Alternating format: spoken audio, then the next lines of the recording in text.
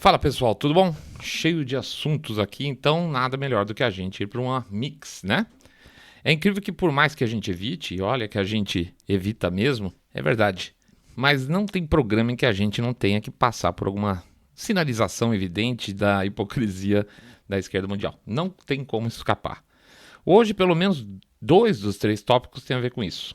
Quando a gente for tratar do vexame, que vexame, do absurdo total que o Intercept fez com seus colegas de profissão, e da questão, olha ela de novo, a questão das máscaras. Além disso, vamos dar uma olhada no que anda acontecendo com os militares nos Estados Unidos e na França, tá? Daqui a pouco a gente volta.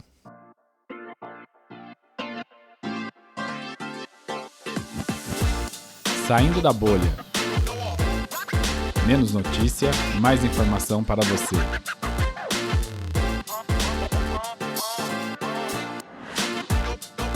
Jornalistas sujos, militares batendo na mesa e máscaras caindo.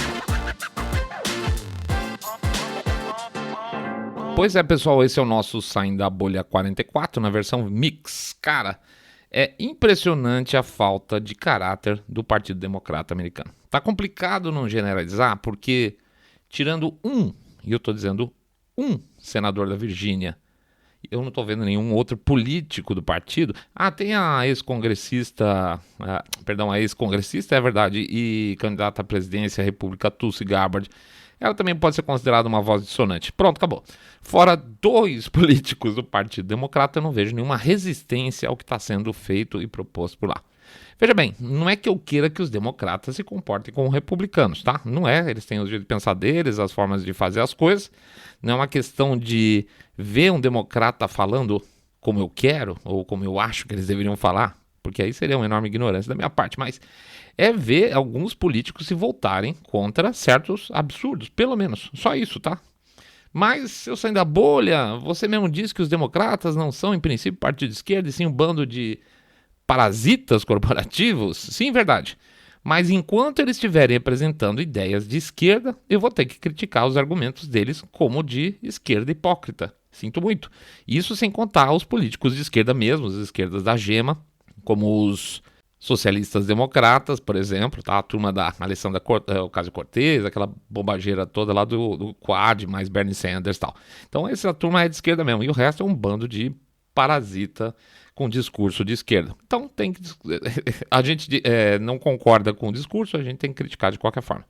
Bom, mas antes da gente esticar, deixa eu fazer um jabá expresso aqui, porque tem muito assunto pela frente hoje, tá? Então a gente pede, como sempre, quem está chegando agora, bem-vindo, ou que não fez ainda, que passe lá pelo site www.saindabolha.com.br para clicar no botão Follow this podcast, ou então seguir a gente no Spotify, Podcast Addict, Apple Podcast, Google Podcast e agora também no YouTube.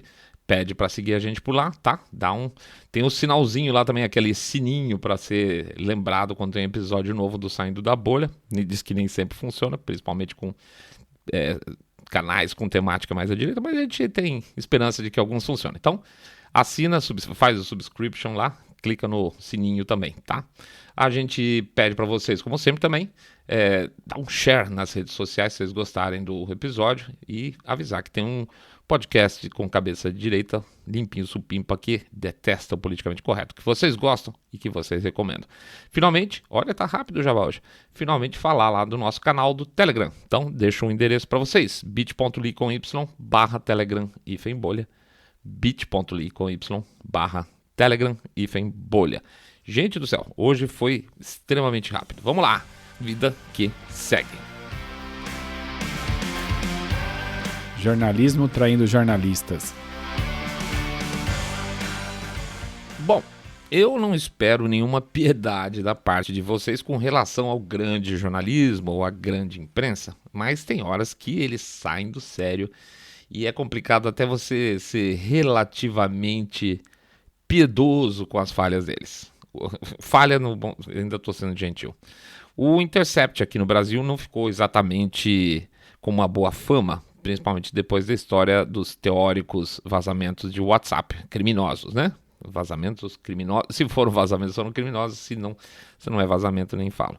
Não tem outra palavra, tá? É criminoso. Teve o episódio ali do MMA também, entre o Glenn Greenwald e o Augusto Nunes, né? enfim, no Brasil, basicamente, o Intercept é um veículo de propaganda psolista. Então, não dá para levar muito a sério. Mas lá fora, por incrível que pareça, e a gente já falou um tempo atrás sobre isso, o Intercept era realmente mais independente. Ele combateu as bobageiras lá do Russiagate, ele criticou aberrações clintonianas e por aí vai. Isso na mão do Greenwald, tá? Tanto é que agora ele, não sei se vocês sabem, ele saiu do Intercept quando a cabeça da empresa, a cabeça do veículo, mandou ele parar com críticas ao Biden e principalmente a história do Hunter Biden. Ele não aceitou e saiu. Muito bem. Ou seja, por incrível que pareça, o Glenn Greenwald era o último obstáculo para transformar o Intercept em um veículo de propaganda de esquerda, e aí sim, de esquerda americana.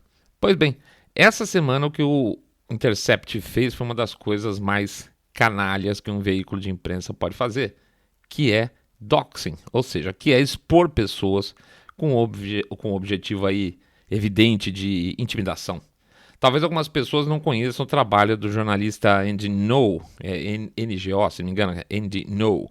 O cara entrava nas paradas mais violentas da Antifa para fazer cobertura, mostrando vídeos das barbaridades que os caras aprontam, na verdade ainda, né? Principalmente lá na base deles em Portland. O cara entrava no meio da muvuca mesmo e filmava tudo e aí sindicalizava os vídeos. Muito bem.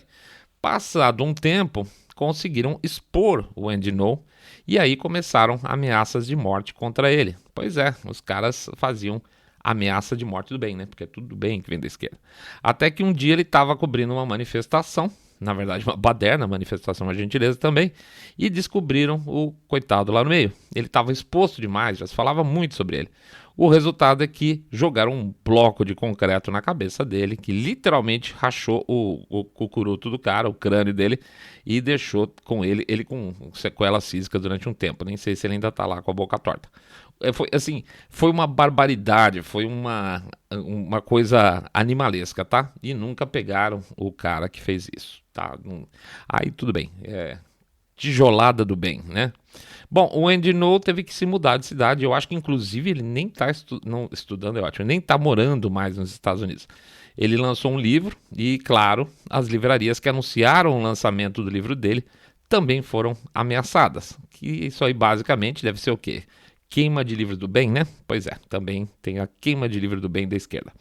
Detalhe que não se viu uma voz daquilo que a esquerda aqui no Brasil adora chamar de sociedade civil, defendendo o cara. Não se viu um sem vergonha dizendo que aquilo era um ataque à imprensa. O cara é um jornalista, e detalhe, o Andy Ngo também, além de ser um jornalista, ele é duplamente minoria. Ele é asiático e ele é gay. E aí você pergunta se o movimento LGBTQI, XYZ tal levantou um dedo para defender o cara. Claro que não. É o que a gente sempre fala. Não é para defender por ser gay. Tem que defender o gay que são deles, certo? Então, se não for, pode tomar tijolada. Mas eu tô aqui contando essa história do Andy Ngo porque ela comprova o risco que esses caras sofrem quando cobrem esse tipo de evento. A gente sabe que é perigoso, evidentemente, você vê o cara enfiado lá no meio, sabe que é perigoso, mas a história do Andy Ngo mostra em fatos reais o que é a vida desses caras, desses videographers, e o preço que eles podem pagar pra gente ficar aqui sentadinho comendo Colomba Pascal e vendo o YouTube, assistindo a Antifa quebrando tudo lá, tá? Então o preço que eles pagam é muito alto e a gente tem que respeitar muito esse tipo de sujeito. Pois bem, e onde o Intercept entra nisso? Bom, um jornalista chamado Robert McKay, que o Intercept importou do New York Times. Ok, então. Sabe aqueles que fazem questão de fazer cara de inteligentinho, como diz o Pondé? Então. E Reinaldo, não sou eu, tá? Me perdi total. Sim, o Intercept importou esse canalha do New York Times e o sujeito já começou fazendo doxing de um grupo de jornalistas que fazem cenas de vídeos de manifestações de rua e de baderna. Claro, nada de trabalho de imprensa, mas, na verdade, um trabalho de um braço de comunicação de grupos de esquerda, no caso, Antifa e Black Lives Matter. O nome que esse sem vergonha fez, esse jornalista, esse McKay, que ele botou no ar dentro da página do Intercept, vocês podem achar, Meet the Riot Squad. right-wing reporters whose viral videos are used to smear BLM. Ou seja, conheça o Riot Squad, repórteres de direita cujos vídeos virais são usados para queimar o filme do Black Lives Matter. Queimar numa tradução meio livre aqui, tá? Bom, o que é que vocês acham que um vídeo que tem um título desse é? Você vê o título e você já vê que é tudo fake. Isso não precisa nem começar a assistir para ver duas coisas pelo título. Uma qual é a intenção do sujeito quando ele botou no ar. E 2, dá para imaginar que ele vai ser carregado de mentiras. E é isso aí. Os rapazes que fazem os registros em vídeo não são caras de direita ou extrema-direita, como alguns gostam de falar, para queimar o filme do Black Lives Matter. Coitadinho desses rapazes. Os caras cobrem de tudo, em vários vídeos, um deles, inclusive lá do Ford Fischer, que é um dos jornalistas, por exemplo, ele abre a câmera e deixa rolar o evento inteiro filmando, tá? Não acontece nada. Ele não dá palpite, ele simplesmente aponta a câmera e deixa a coisa correr. Além do tal aspas jornalistas do Intercept, o tal do Robert McKay, mentir descaradamente que esses caras são de direita, afinal deles, ele não tá na cabeça dos sujeitos para saber se os caras são de direita, e aliás, eu chuto que o Ford Fischer nem é, eu acho que ele é um cara com uma cabeça muito mais pro lado democrata. Ele também estabelece o motivo das filmagens no título, tá? No título ele diz que eles servem para queimar, essas filmagens servem para queimar o filme do Black Lives Matter, que ou seja, depor contra do Black Lives Matter. O cara tem que ser médium, né? Ele já parte do princípio que o cara vai sentar, espetar a câmera dele, filmar um evento X qualquer, com o objetivo de queimar o filme, mesmo que o filme não tenha contexto para isso. Mas por que isso? Porque esses caras, os caras que fazem as filmagens, quando eles abrem as câmeras dele no meio de uma multidão, eles provam por A mais B que uma enorme quantidade dessas manifestações não são nada pacíficas, que é muito o contrário do que a esquerda democrata tenta emplacar como narrativa. Eles tentam de qualquer forma, quer dizer, eles nem tentam emplacar, vamos chamar assim, porque é uma tese tão absurda que não dá para levar a sério. Mas na verdade, pelo menos eles tentam esconder o fato de que essas aspas manifestações, na verdade, são basicamente destruição e vandalismo, tá? Se desse por eles, não mostraria nada. Então esses caras estragam aí a brincadeira deles. O sem vergonha do McKay lá tem uma passagem que ele fala que essa venda ideológica teórica dos cinegrafistas é feita para benefícios da direita, dos republicanos, mostrando só manifestações violentas e que, na verdade, essas manifestações violentas são a minoria delas. Tipo, só teve ano passado 500 das 14 mil manifestações. Só 500, gente. O que são 500 manifestações violentas? Com incêndios, com saques, com mortes, com policiais feridos? Gente, é só uma parte das 14 mil. Então, considerando, só que não é 2020 também como um todo, tá? Essa quantificação de 500 em 14 mil. Se você considerar que o George Floyd morreu em 25 de maio, e aí foi o começo de tudo, são 500 distúrbios violentos em apenas 7 meses. 210 dias dá mais de 2 distúrbios violentos por dia no país. Você tá achando que é pouco? Então, o tal do McKay acha. Durante todo o vídeo, esse sem vergonha inverte completamente o discurso. Então, os jornalistas que cobrem as badernas são o problema. E os criminosos que destroem tudo são as vítimas. Assim fica fácil justificar por que expor os caras, por que dar o nome deles, por que expor os rostos deles, não o dos criminosos que estão lá estragando tudo, quebrando tudo, certo? E assim, com isso, ele consegue jogar essa turma, jogar esse jornalista aí no meio dos leões para vingança. Canalice, sem vergonhice, falta de caráter e zero senso profissional. Claro que também as associações da grande imprensa não protestaram contra o fato, porque eles também concordam. Eles concordam com a narrativa oficial que o Intercept tenta emplacar aí nesse vídeo deles. Ele quer o quê? Mostrar que as manifestações são pacíficas e que os jornalistas são de, aspas, extrema direita. Interessante que o panacão do McKay, começa o vídeo com um certo ar doutoral, né? Tipo sabejão, um Manchester de tudo. E ele cria para ele mesmo como se fosse um currículo, tá? Para mostrar que ele é foda. Para dizer que ele tem experiência em... Veja que interessante. Ele tem experiência em analisar vídeos de tumultos como os que aconteceram já na Primavera Árabe, em Kenosha, no Occupy Wall Street. Eu tenho grande experiência em analisar vídeos de tumultos.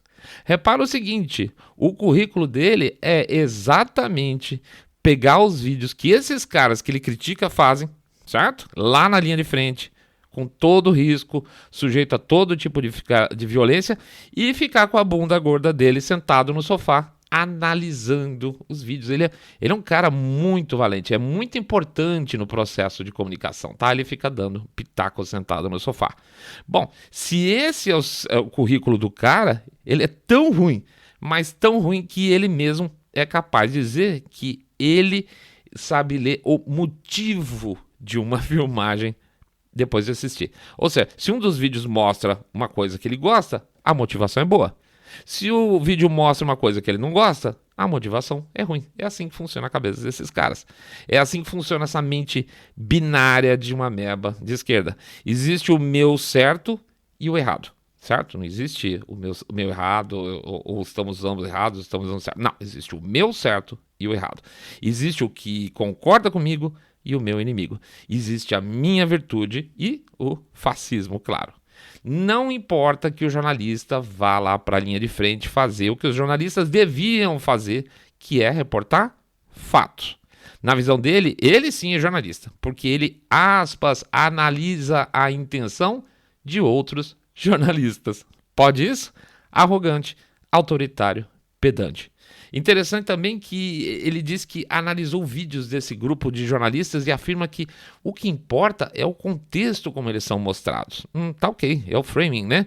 Mas ele não fala que esses jornalistas sempre apresentam a íntegra dos seus filmes exatamente para que as pessoas entendam o contexto da filmagem, e eles também, tá? Ele mesmo, que fica sentado lá no sofá, meio que sem querer esquece que esses jornalistas, como já falei lá atrás, sindicalizam essas imagens, ou seja, eles vendem esses filmes para as grandes redes de TV, inclusive, ou seja, na cabeça desse cara é o seguinte: o criminoso é vítima, o jornalista que grava é criminoso, e a rede de TV, para que esses caras vendem, podem mostrar, tudo bem, esses sim estão fazendo o papel dela, ainda que seja mostrar algo que está sendo produzido teoricamente para fazer propaganda da direita americana. Não faz absolutamente sentido nenhum.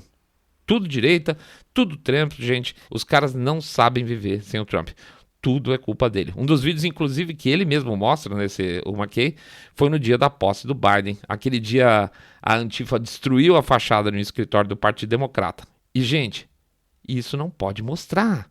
Afinal, todo mundo ama os democratas, certo? Todo mundo ama o Biden. Como é que eles vão mostrar os antifas quebrando tudo lá? Pois é, ninguém ama o Biden mesmo, tá, gente? Nem a Antifa ama. Militares batem na mesa. Parece que não é só no Brasil que certos grupos militares andam preocupados com o avanço da esquerda. Dois países mais improváveis, repúblicas extremamente sólidas e de primeiro mundo, também estão vendo seus militares trilar forte com esse tipo de coisa. França e Estados Unidos. Vocês vão reparar que o que está pegando nessas duas instituições, a francesa e a americana, tem tudo a ver com esse neomarxismo fantasiado aí de movimento identitário. Tá na cara. Tem que ser muito alienado para não ver os paralelos entre as ações identitárias atuais e os processos de opressão que definem as vertentes aí mais canhotas. Aliás, não tem também como não fazer uma imediata associação entre esses processos e cultos fundamentalistas e a tratativa identitária mais radical. Mas vamos nos apegar no primeiro ponto. Vamos mostrar como os militares franceses andaram apontando isso que a gente está falando. Pois bem, pela segunda vez, os militares da reserva da França resolveram dar um aviso para os governantes. Seguinte, a coisa está complicando, a gente está vendo problemas sérios pela frente e nada está sendo feito. Na opinião deles, uma guerra civil está a caminho. E isso, óbvio, não é nada bom. E aí, por isso, eles resolveram avisar. A primeira carta foi assinada por pelo menos uns 20 militares de alta patente, e aí uns outros 1.000 militares também complementaram esse documento, alguns deles anonimamente, e foi em abril. Isso foi em abril. E tudo que você pode imaginar com relação a um documento desse que poderia acontecer, aconteceu. Primeiro, o establishment acusou os militares de golpistas, apesar de não falar em nenhum momento de assumir o poder, e a Marine Le Pen, óbvio, correu para dar apoio. Deixando claro, não tem mensagem de golpe, tá? Mas sim de preocupação. Agora, na virada da semana, mais uma carta de novo, assinada por mais militares de alta patente reformados, e essa vez foi publicada, não lembro se é a primeira sim, mas certamente essa segunda lá no site da revista, ou na revista Valeurs Actuelles, Valores Atuais. Essa carta, de novo, voltou a levantar a temática aí dessas relações interseccionais, vamos chamar assim, e de novo foi apoiada por mais militares. Eu vou passar alguns trechos daqui da carta para vocês e vejam se vocês não conhecem esses temas de algum outro lugar, tá? O comunicado abre com a urgência do momento, de acordo com os autores. E eu vou lá ler esse trecho. Aspas. A hora é séria. A França está em perigo. Vários perigos mortais a ameaçam. Nós que, mesmo aposentados, continuamos soldados da França, não podemos, nas atuais circunstâncias, permanecer indiferentes ao destino do nosso belo país. E aí, gente, rapidamente o texto já passa para uma parte de diagnóstico, vamos dizer, da sociedade francesa atual, tá? Vamos lá. Primeiro item. Eles falam o seguinte: discriminação que, através de um certo antirracismo, se manifesta com um único objetivo: criar em nosso solo mal-estar e até ódio entre as comunidades. Hoje alguns falam de racialismo, indigenismo e teorias descoloniais, mas, por meio desses termos, é a guerra racial que esses apoiadores odiosos e fanáticos desejam. Eles desprezam o nosso país, suas tradições, sua cultura e querem vê-lo se dissolver, levando embora o seu passado e a sua história. Assim eles atacam por meio de estátuas, antigas glórias militares e civis, analisando palavras seculares. Já viram isso em algum lugar? Pois é. Se não falar que isso é um reflexo, uma descrição exata, se falasse que é um oficial norte-americano falando dos Estados Unidos, não teria diferença nenhuma. Segundo item. Leio aqui. Discriminação que, com o islamismo e as hordas suburbanas, leva ao desprendimento de múltiplas parcelas da nação para transformá-las em territórios sujeitos a dogmas contrários à nossa Constituição. No entanto, todo francês, seja qual for sua crença ou não, está em casa em toda a França. Não se pode e não deve existir nenhuma cidade ou distrito onde não se aplique as leis da República. Olha essa questão racial tentando ser empregada lá na França também, nos mesmos moldes dos Estados Unidos. E a gente já avisava aqui que o próprio governo Macron já andou aí com a pulga atrás da orelha, mas como ele é mais politiqueiro que qualquer coisa, ele deu umas latidas, tal, ele mais latiu que mordeu. A questão do Islã lá é realmente mais profunda do que a racial no sentido branco-negro. Ou seja, o pepino racial americano certamente na França será o que eles chamam de, eu acho engraçada a expressão que a direita lá usa, eles chamam de islamogauchismo, tá? O esquerdismo apoiando o Islã, ou seja, a esquerda se aproveitando de uma divisão nacional por meio da religião. Mais um trechinho para vocês. Discriminação, porque o ódio tem precedência sobre a fraternidade durante as manifestações em que as autoridades usam a polícia como procuradores e bodes expiatórios diante dos franceses em coletes amarelos, expressando o seu desespero. Isso enquanto indivíduos disfarçados e encapuzados vasculham empresas e ameaçam essas mesmas agências de aplicação da lei. No entanto, esses últimos aplicam a lei apenas às diretrizes, por vezes contraditórias, dadas por vocês governantes. Aí um trecho final que mostra o caráter mais populista do evento, no sentido do movimento, no sentido não pejorativo de populista, tá? O Estado, então, o que está fazendo? Ele está atacando o cidadão, né? E ao contrário de servir o cidadão, ele vai lá e dá uma porrada no colete amarelo, ao invés de ir lá tentar resolver a situação. para os militares franceses. Isso, sem dúvida, acaba por, como é que eu posso dizer, desunir ainda mais a sociedade. E aí vamos para a parte final do documento dos caras. Um pouco mais longa, tá? Vamos lá.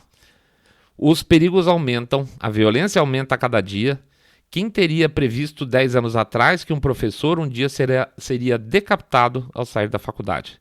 Porém, nós, servos da nação, que sempre estivemos dispostos a colocar a pele no final do nosso engajamento, como exigia nosso Estado militar, não podemos ser espectadores passivos de tais ações. Portanto, é imperativo que aqueles que governam nosso país tenham coragem de erradicar esses perigos. Para fazer isso, muitas vezes é suficiente aplicar as leis existentes sem fraquezas. Lembre-se de que, como nós, a grande maioria dos nossos concidadãos está oprimida por seus silêncios demorados e culpados. Como disse o cardeal Mercier, primaz da Bélgica, quando a prudência está em toda parte, a coragem não está em lugar nenhum. Então, senhoras e senhores, chega de procrastinação. A hora é séria, o trabalho é colossal.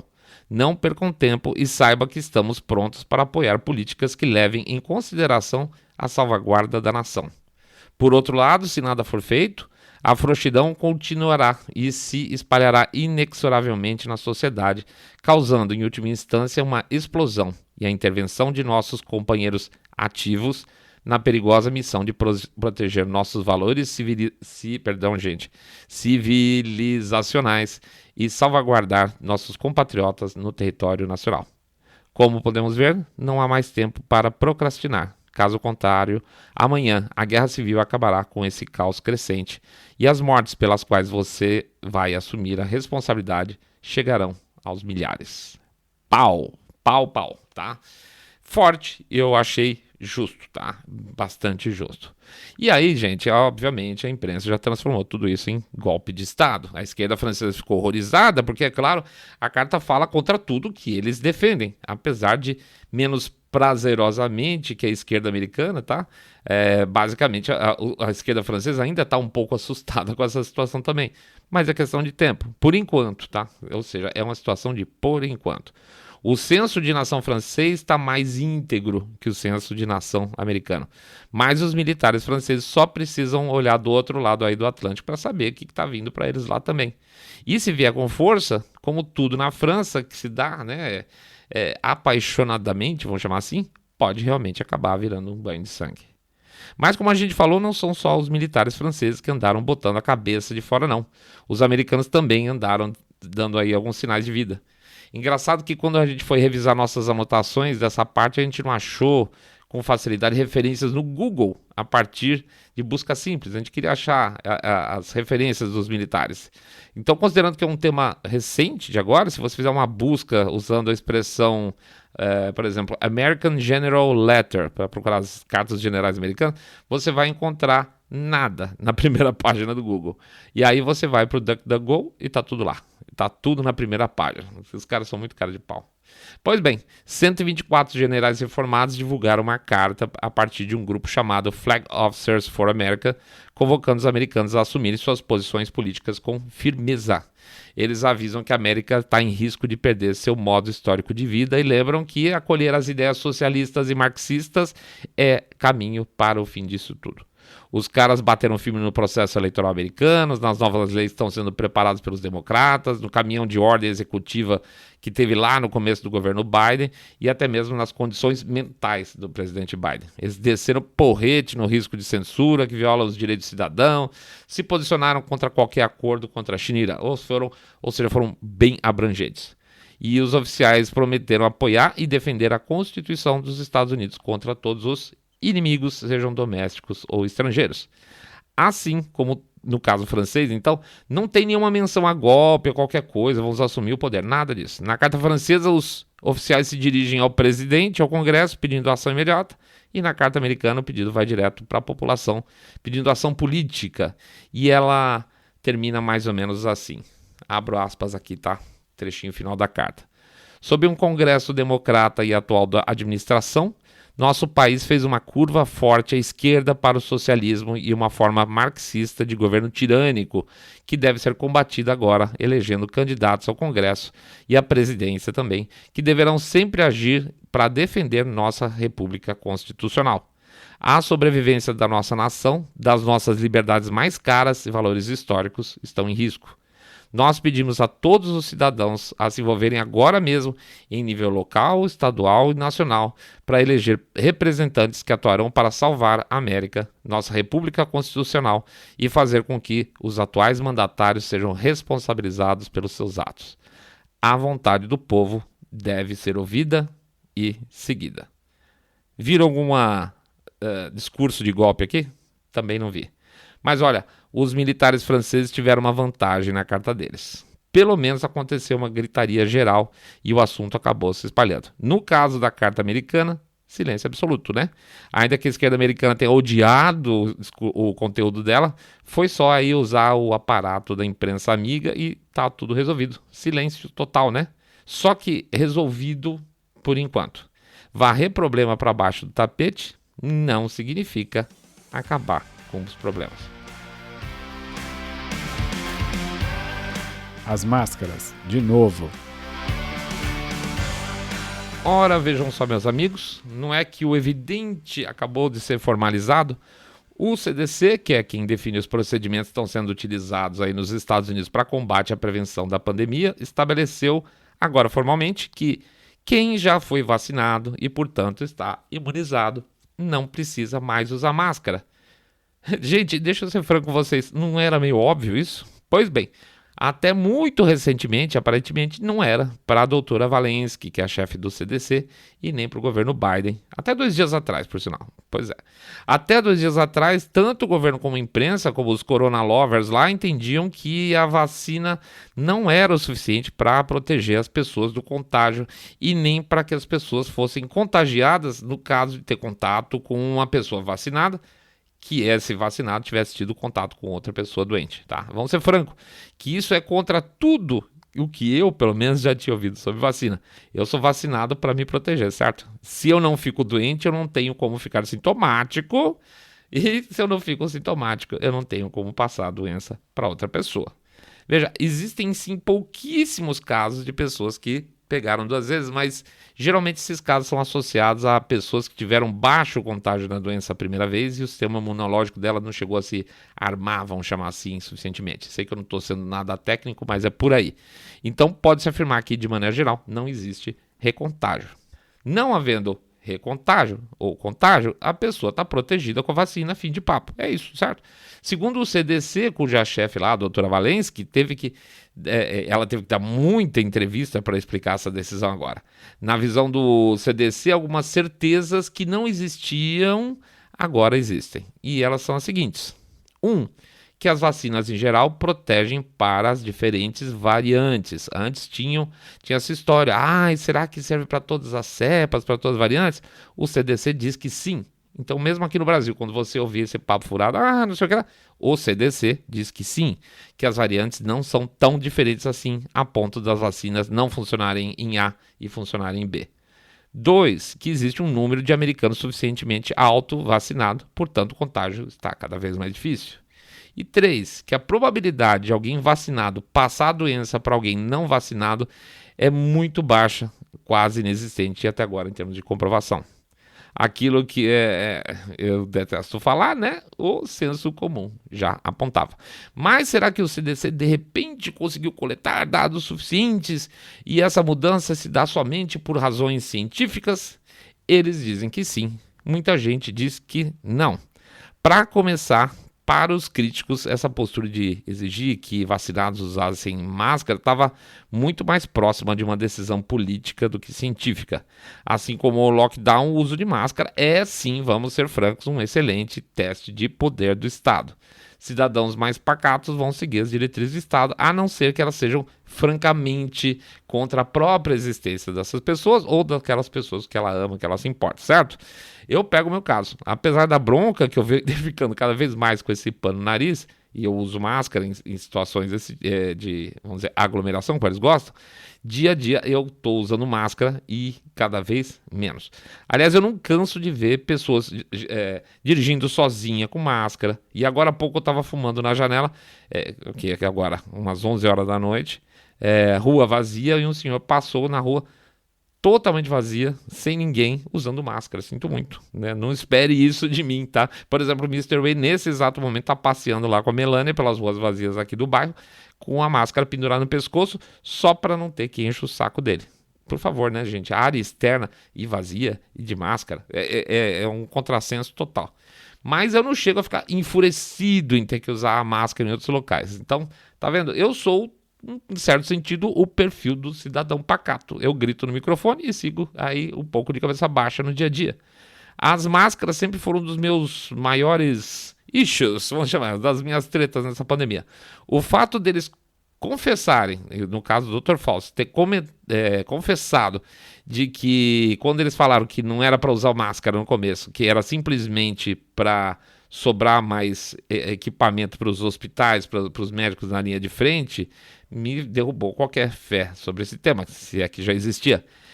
E olha, não é que eu duvide que se falassem usem máscara, que não iria faltar o produto. Não, ia faltar o produto sim. Se eu falar assim, usem máscara, ia sair todo mundo correndo, ia ter para todo mundo.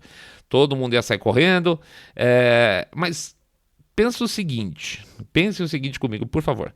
Vocês acham que se não usar máscara fizesse tanta diferença, o CDC ia aceitar o sacrifício de dezenas, centenas de milhares de vidas de pessoas só para proteger os médicos, certo? Eu acho bem complicado acreditar isso. Olha, máscara é fundamental, se você não usar, você vai morrer. Mas ainda assim eu vou mentir para toda a população para sobrar máscara para médico. Meio estranha essa história. Como eu sempre digo, se as máscaras reduzem as chances de contágio de 15% a 20%, é uma aposta que por enquanto eu aceito. Mas será que é quanto? Eu já vi de tudo. E as máscaras, será que elas protegem sem cobrar nenhum preço por isso? Eu procurei que nem um louco aqui um link para passar mais detalhes para vocês, mas dessa vez nosso dossiê falhou, perdi o link. Eu peço desculpa, então eu vou contar como causo, não como fato, tá? O causo é de uma jornalista americana, de uma grande rede, que eu acredito que era a NBC. E ela conta que no começo, quando as coisas estavam aí mais confusas, que a chefia da empresa exigiu que todo mundo usasse máscara. Só que não havia máscara suficiente no mercado e por isso a empresa deu para ela uma máscara. Uma. E ela deveria usar essa uma máscara todo dia, o dia inteiro no trabalho, ir para casa, lavar, reutilizar no dia seguinte, o dia inteiro no trabalho, no trânsito de ida e de volta. Eu não duvido que existam muito mais casos aí, principalmente se falando de pessoas sem tantos recursos financeiros, tá? Hoje em dia as máscaras estão acessíveis, mas acessíveis para quem pode comprar. Pois bem, ela foi lá e seguiu o recomendado que a empresa mandou e com isso ela ganhou de presente uma baita de uma infecção pulmonar, que colocou ela no hospital, quase bateu as botas, tá? Após semanas e semanas de recuperação, ela voltou para o trabalho e informou que ela não podia mais usar máscara, por ordem médica. Aí o RH falou, ok. Mas os amiguinhos dela, os Corona Lovers com que ela trabalhava junto, começaram a reclamar. E toca ela ser chamada de volta no RH. O RH avisou das reclamações e perguntou o que ela podia fazer a respeito. Ela disse que nada, né? Que não podia porque ela ia botar máscara para morrer só porque os outros estão incomodados. Então ela sugeriu o seguinte, vou usar aquele shield lá, que para mim, sinceramente, não serve para porcaria nenhuma. E o RH falou, legal, topou. A gente se afasta você mais um pouco do pessoal, você usa o shield e toca o pau, beleza. Ela topou também, mas os colegas não gostaram. Até o ponto em que ela foi demitida após mais de 20 anos de empresa. Não é bonito? Então, tem preço sim. Por isso que eu digo que se usar máscara representasse só usar máscara, até não haveria problema. O problema é a narrativa de terror ao redor da pandemia, que faz com que tenha sido criado de novo, grupos. Máscaras versus sem máscaras, por exemplo. Eu já vi asmático que não pode usar máscara sendo xingado porque não estava usando máscara. Então, não é só, a questão não é mais só usar máscara, é algo por trás disso tudo, e isso não é normal. Quando as coisas chegam nesse ponto, é que por trás do fato em si, existe um problema de fundo muito maior, certo? Eu pego um caso, no dia que o CDC deu o aviso de mudança de política, e talvez a gente deve falar um pouquinho mais para frente, a jornalista âncora lá no horário nobre da MSNBC, a Rachel Maddows, que para mim além de ser uma pessoa totalmente sem caráter, realmente ela é desequilibrada psicologicamente, a mulher surtou, porque o CDC falou, ó, beleza, quem está vacinado não precisa máscara. Surtou. A notícia poderia ser lida...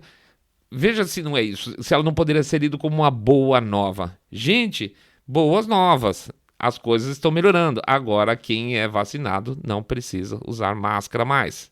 Não é? É uma boa notícia. Mas a mulher se mostrou assim em choque e sem saber o que fazer com essa informação. Segundo ela mesma falando ali na frente do pessoal, ela teria que fazer um trabalho para se reprogramar isso. Reprogramar mentalmente, porque ela não saberia mais como encarar uma pessoa sem máscara dali para frente, a partir daquele momento. Ela mesma disse que não poderia... Como é que eu vou olhar a pessoa sem máscara e não acusá-la de negacionista, não acusá-la de egoísta? Ela não sabe como se comportar, não tendo o seu inimigo pandêmico. Lembra o seguinte, não usar máscara é coisa de republicano lá nos Estados Unidos, sério. Agora ela perdeu a chance de xingar os republicanos e mostrar a virtude dela e a superioridade dela. A ausência da máscara era como se fosse uma tatuagem na testa do meliante, né? Ah, não tá de máscara? Republicano, fascista, racista, negacionista. Como é que agora ela vai reconhecer o inimigo dela na rua? A vida ficou mais difícil para os politicamente corretos sem máscara. E bem feito, eles que se lasquem. Agora não tem, vamos dizer, a letra escarlate na testa dos republicanos e dos ultradireitistas, como eles falam. Mas a verdade é que a determinação do CDC levou a Casa Branca a derrubar a sua ordem executiva que ela fez lá nos primeiros dias. Não sei se vocês vão se lembrar, a gente falou aqui em programa também, que todas as pessoas dentro dos prédios federais andassem mascaradas. Agora só os não vacinados e mesmo assim confiando nas pessoas que estão dizendo a verdade. Por outro lado, essa decisão pouco faz diferença em muitos estados vermelhos que já tinham derrubado a obrigatoriedade de máscara e, por outro lado, também gera um problemão para os governos democratas estaduais. Cabe agora eles derrubarem ou não, certo? E alguns sinais dizem que eles talvez não derrubem essa necessidade de usar máscara. E isso é um atrito que já começou a acontecer. Porque se eles agora falarem, tudo bem, não pode usar mais máscara, vai parecer o quê? Nós estamos atrasados em relação aos republicanos. Então, é muito capaz que eles mantenham as pessoas usando máscara mais tempo só para não perder o discurso, tá? O CDC, que representa a ciência, diz que não faz sentido mais usar. Não é a ciência que é o negócio? Então, como é que eles vão fazer para justificar essa permanência? Boa sorte. Se eles seguirem o exemplo, por exemplo, da Nancy Pelosi, que é a líder democrata no Congresso, eles não vão justificar nada. Ela já disse que não vai mudar a exigência. Pois é, a ciência que se lasque. Mais um ponto. Para muitas pessoas, a decisão de liberar o CDC foi 100% política. Em uma fase de inflação explodindo, desemprego, escassez de produto e inclusive gasolina, preço de gasolina lá no teto, a administração Biden precisava de uma notícia para tirar a atenção do país do caos que está se formando. Um tema polêmico como esse, revestido aí de boa notícia, poderia ter sido ideal, né? Ou seja, cada vez mais, seja porque os políticos democratas vão dizer não ao fim da máscara, apesar da ciência dizer sim, e a liberação da máscara ter eventualmente sido colocada em prática só para dar uma limpada na barra da administração incompetente do Biden, fica cada vez mais claro que, apesar da existência da pandemia em si e dos riscos que ela pode representar, basicamente todo o entorno dela é basicamente político, certo? É político, gerado por políticos que se alimentam de carcaça e carniça. Bom, é isso aí, pessoal. A gente agradece a presença de vocês todos aqui. Faz o nosso Jabacito Expresso, vamos lá. Passa no site www.saindabolha.com.br, clica no botão Follow this podcast, segue a gente no Spotify, no Podcast Addict, no Apple Podcasts, no Google Podcasts e no YouTube. E clica lá no sininho do YouTube também, hein? Vamos lá. 2, pede para fazer o boca a boca sarado, contar para todo mundo que vocês estão acompanhando o podcast Cabeça Direita Limpinho Supimpa, que detesta o politicamente correto. 3, anota o endereço do Telegram, bit.ly com y /Telegram bolha, bit.ly com y /Telegram bolha.